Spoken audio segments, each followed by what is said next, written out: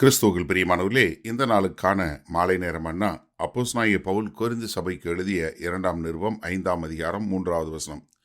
2 கொரிந்தியர் 5:3, 2 கொரிந்தியன்ஸ் 5:3. தரித்து கொண்டவர்களானால் நிர்வாணிகளாய் காணப்பட மாட்டோம். அதாவது ஆதியில பாவம் வந்த உடனே அவர்களுக்கு என்ன வந்தது? ஆதாமும் ஏவாளும் பாவம் பண்ண உடனே கர்த்தர் வந்தது என்ன? ஆதாமும் ஏவாளும் ஒளிந்து கொண்டாங்க. என்ன சொன்னாங்க? ஆண்டவரே, நாங்கள் நிர்வாணிகளாய் இருக்கிறோம். அப்போ என்னன்னா, பாவம் என்ன பண்ணுது? உங்களை நிர்வாணிகளாய் காட்டக்கூடியது. இங்கே இப்போ நம்ம கர்த்தராகிய இயேசு கிறிஸ்து மூலமாய் நம்ம பரமண்டலத்தினுடைய பரம வாசஸ்தலத்தை தரித்து கொள்ளும்போது நம்ம என்ன பண்ணுவோம்? நம்ம நிர்வாணிகளாய் காணப்பட மாட்டோம். நீங்கள் 1 கொரிந்தியர் 15வது அதிகாரத்தில் 35வது வசனத்திலிருந்து ஒரு காரியம் சொல்லிக்கிட்டே வர்றார் அப்போஸ்தலனாகிய பவுல். எப்படி நீ விதைக்கிற விதை வேற ஒரு தான் வருது. இப்போ எந்த ஒரு விதையும் விதைச்சோன்னா அந்த விதையை போல் வர்றதில்லை.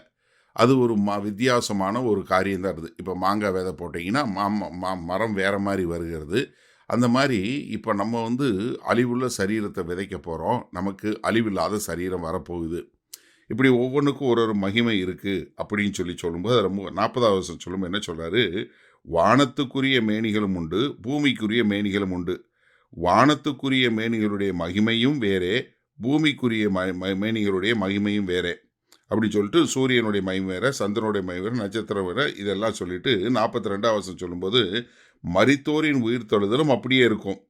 அழிவுள்ளதாய் விதைக்கப்படும், அழிவில்லாததாய் எழுந்திருக்கும். கனவீனமுள்ளதாய் விதைக்கப்படும், மகிமையுள்ளதாய் எழுந்திருக்கும். பலவீனம் உள்ளதாய் விதைக்கப்படும், பலமுள்ளதாய் எழுந்திருக்கும். ஜென்ம சரீரம் விதைக்கப்படும், ஆவிக்குரிய சரீரம் எழுந்திருக்கும். ஜென்ம சரீரமும் உண்டு, ஆவிக்குரிய சரீரமும் உண்டு. அப்போ என்னன்னா, இங்கே நமக்கு இங்கே சொல்லும்போது இங்கே நீங்கள் அப்படிப்பட்ட ஒரு ஆடையை தரித்து கொண்டவங்களாக இருந்தீங்கன்னா நீங்கள் என்னவா இருக்க மாட்டீங்க? நிர்வாணிகளாக காணப்பட மாட்டீங்க.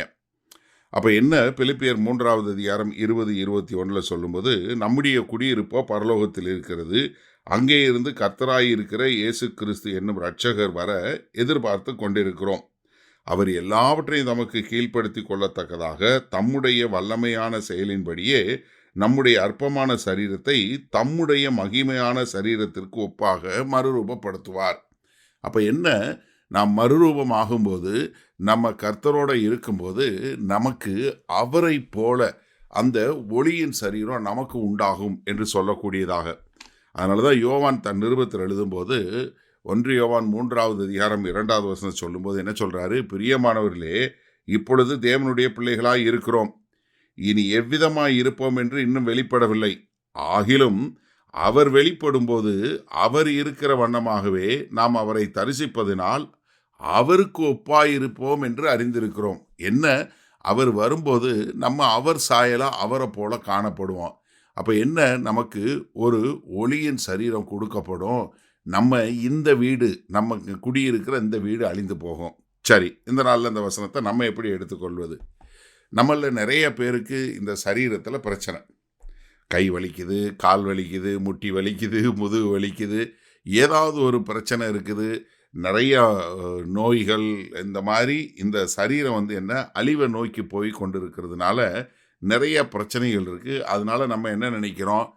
எப்படா இந்த சரீரத்திலிருந்து விடுதலை? அப்போஸ்தலனாகிய பவுல் அதானே சொல்கிறாரு. ரோமர் 7வது அதிகாரத்தினுடைய கடைசி வசனத்தில் 24-25 சொல்லும்போது என்ன சொல்கிறாரு? இந்த பாவமான தேகத்திலிருந்து யார் என்ன விடுவிக்கக்கூடியும்? ஒரு நிர்பந்தமான மனுஷனா அப்படின்னு சொல்லக்கூடியதா. அப்போ நமக்குள்ள அப்படிப்பட்ட ஒரு தவிப்பு இருக்குது. ஆனால் அதே சமயத்தில் நம்ம என்னென்னா, நாம் நிர்வாணிகளாய் காணப்படாதபடி நம்ம எப்படி ஒரு பாவத்தினால நிர்வாணிகளாய் காணப்படாதபடி தேவனுடைய கிருபையும் தேவனுடைய இரக்கத்தின் மூலமாய் நம்ம என்ன அவருக்குரிய அந்த மகிமையை தரித்து கொள்ளுகிறோம். இப்போ நம்ம கர்த்தராகிய இயேசு கிறிஸ்துவனுடைய அந்த மகிமையை தரித்து கொண்டோம். அதனால நம்ம என்ன நிர்வாணிகளாய் காணப்பட மாட்டோம். இப்போ ஆதாமும் ஏவாளும் பாவம் செய்து நிர்வாணிகளாக காணப்பட்டாங்க. ஆனால் பாவம் என்பது என்ன? ரோமர் 3வது அதிகாரத்தில் 23 நாம் எல்லோரும் பாவம் செய்து தேவ மகிமையற்றவர்களானோம். அந்த தேவ மகிமையற்றவர்களானோம்.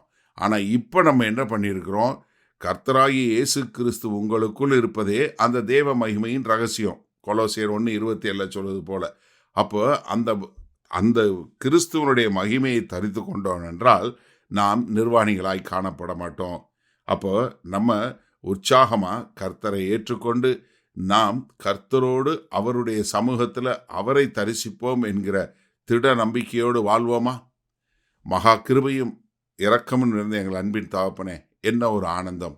இதோ நாங்கள் பாவத்தினாலும் அக்கிரமத்தினாலும் மோசத்தினாலும் ஆண்டவரே நிர்வாணிகளாய் இல்லை, இதோ கர்த்தராகிய இயேசு கிறிஸ்துவை தரித்து கொண்டதினால் இதோ உம்முடைய பிள்ளைகள் உம்முடைய சன்னிதானத்தில் ஒரு நாள் கர்த்தராகிய இயேசு கிறிஸ்துவை போலவே காணப்படுவோம் என்ற நம்பிக்கையோடு வாழ எங்களை முழுமையாய் ஒப்புக் கொடுக்கிறோம். மீட்பெரும் இரட்சகருமாகிய இயேசு கிறிஸ்துவின் மூலம் பிதாவே, ஆமேன். கர்த்தர் உங்களை ஆசீர்வதிப்பாராக. நாம் நாளை காலை தினசரி தியானத்தில் சந்திப்போம்.